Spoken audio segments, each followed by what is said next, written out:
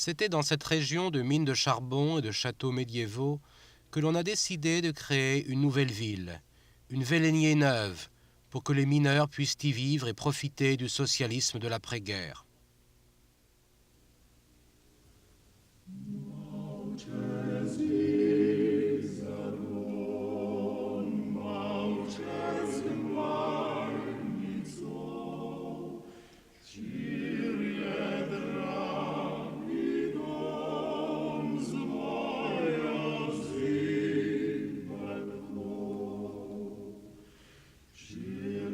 Il y a 25 ans, il n'y avait ici que des champs.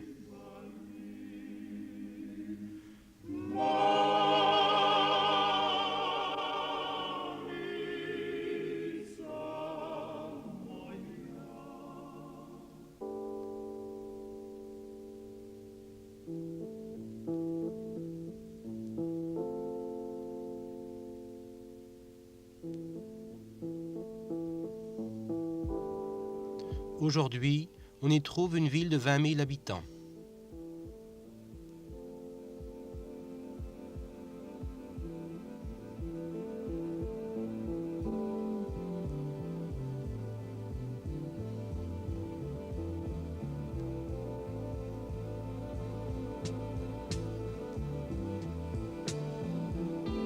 Ce sont les mineurs qui ont créé cette ville.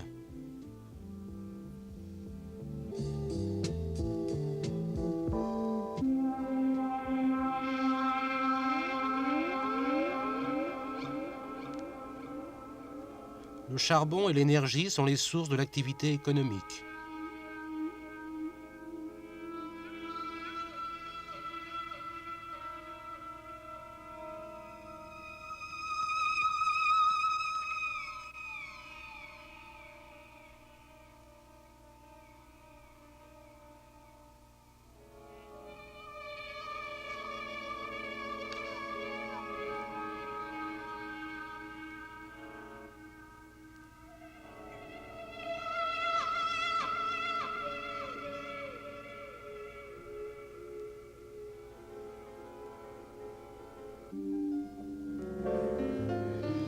La planification s'est faite en tenant compte des caractéristiques de la région et en profitant en même temps de l'expérience d'autres pays.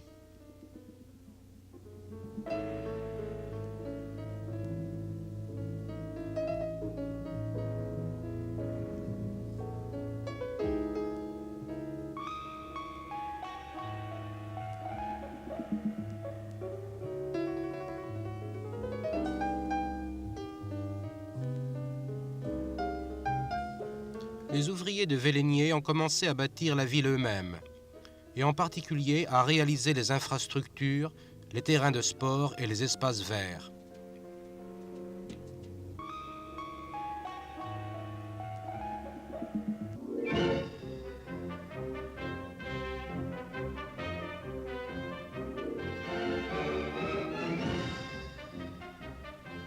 Dès 1945, on a commencé à construire des logements modestes selon un style courant dans les villes minières d'avant-guerre.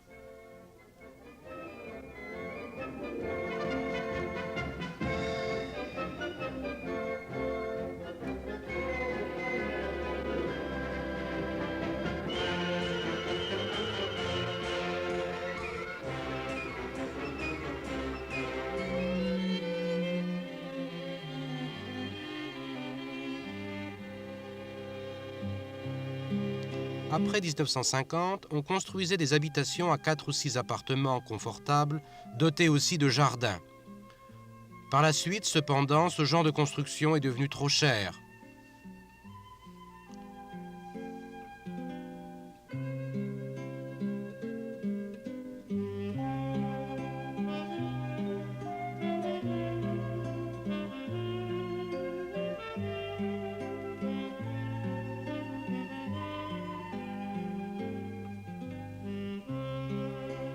On prévoit une zone centrale qui sera un lieu de rencontre et qui répondra à tous les besoins sociaux et culturels d'une population éventuelle de 40 000 habitants.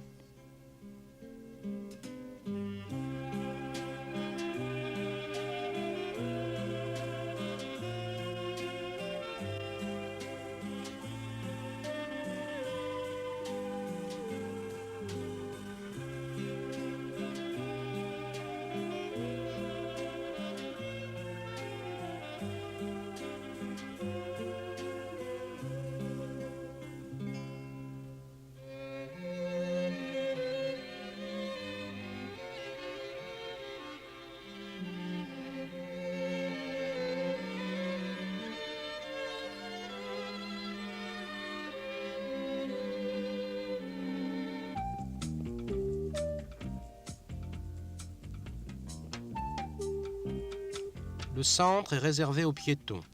Les automobiles ne peuvent circuler qu'à la périphérie de la ville.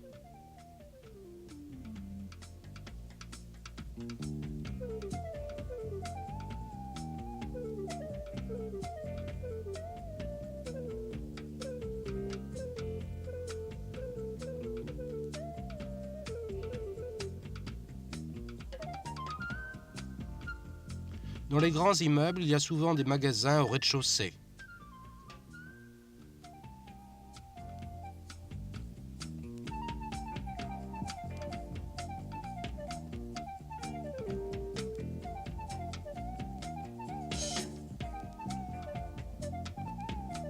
Dans ces immeubles, par exemple, il y a des boutiques de toutes sortes et des centres de récréation.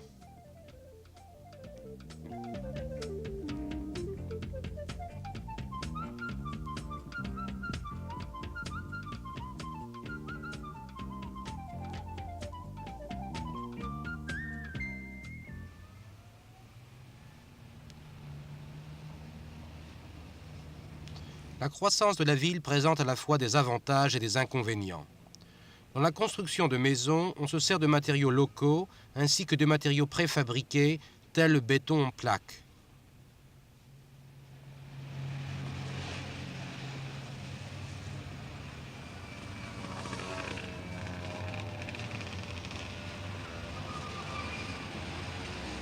Au centre-ville, on construit de plus en plus d'habitations.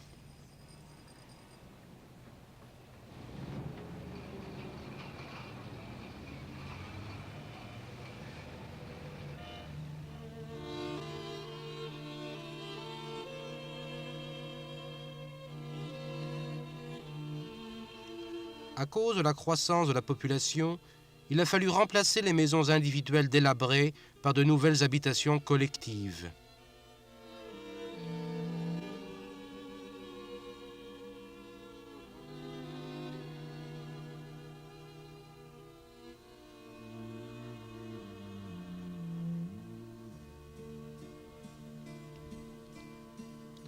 On construit actuellement 600 logements par an.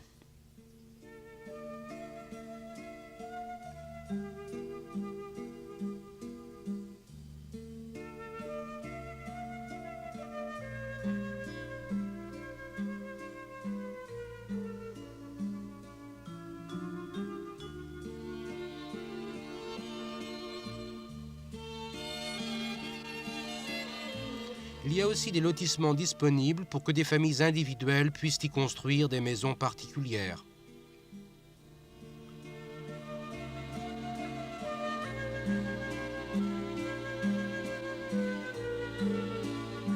Ce sont des maisons modestes ou parfois un peu plus confortables.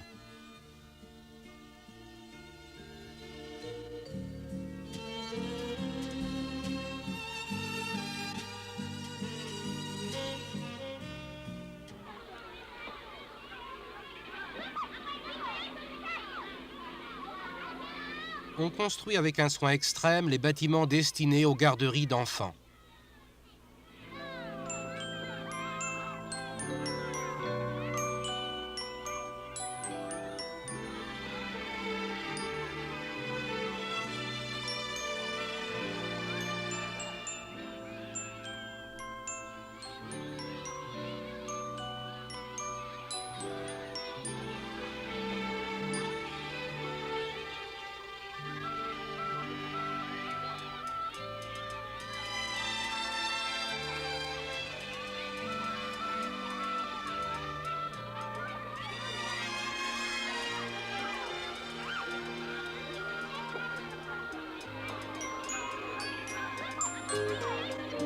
Des terrains de jeu pour enfants.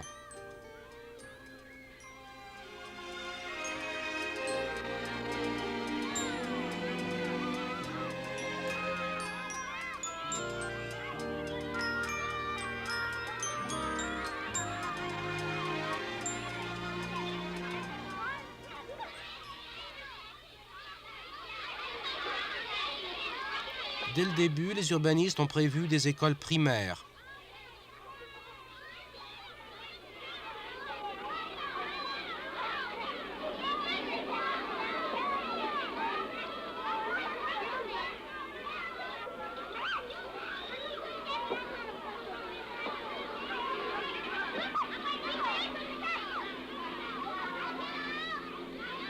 Ensuite, on s'est occupé d'écoles secondaires.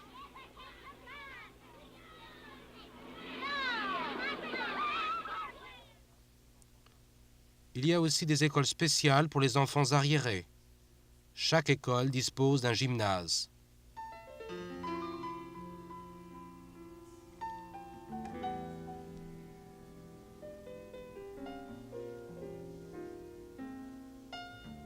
L'existence de maisons de retraite témoigne de l'intérêt porté aux personnes âgées.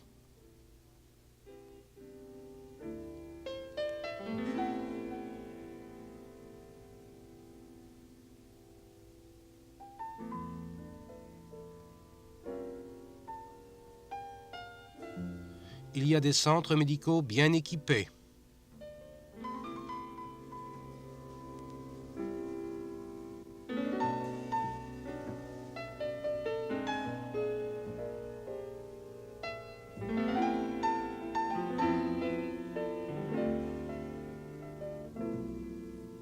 On s'occupe aussi des ouvriers célibataires.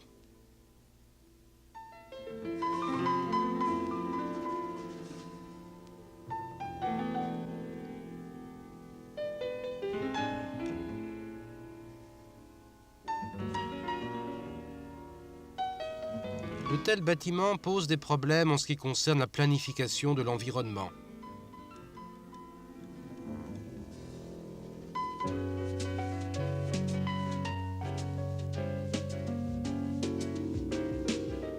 Des bibliothèques et des centres culturels reflètent la culture.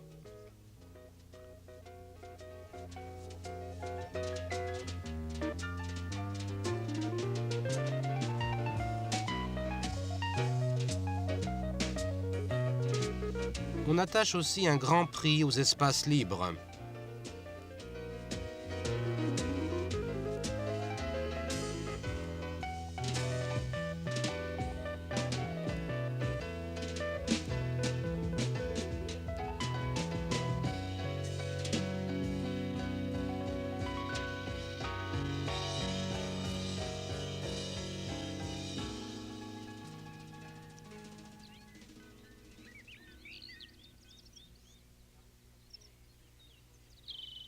La récréation est une préoccupation importante dans cette communauté. Il y a des aménagements pour enfants, des terrains de sport pour adultes,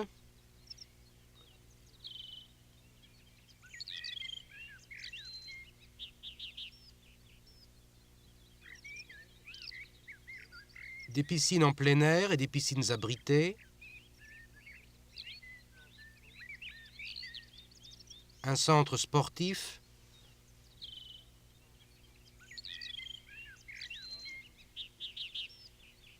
en somme, la possibilité de tout faire.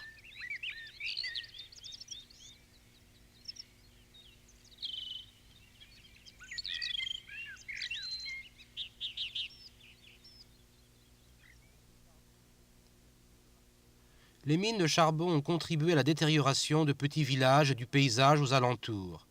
Mais les mineurs eux-mêmes ne se sont pas découragés.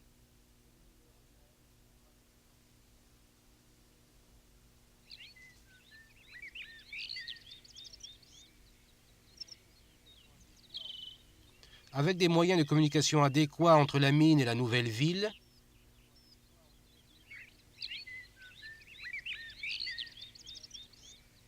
avec l'utilisation rationnelle de l'énergie pour chauffer les bâtiments,